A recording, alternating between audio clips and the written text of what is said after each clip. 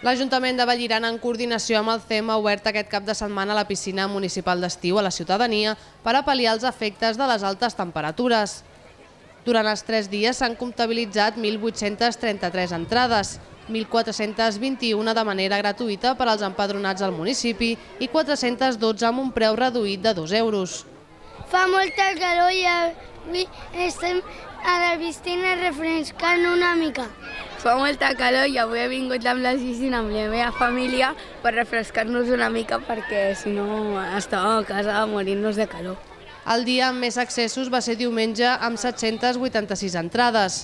Divendres es van comptabilitzar 463 i dissabte 584. L'aforament en cap cas va superar les 500 persones i la valoració tant de la ciudadanía com de l'Ajuntament i el CEM ha estat molt positiva. Estamos aquí con estado de calor y muchísimas gracias al Ayuntamiento por abrir la piscina para esta ola insoportable.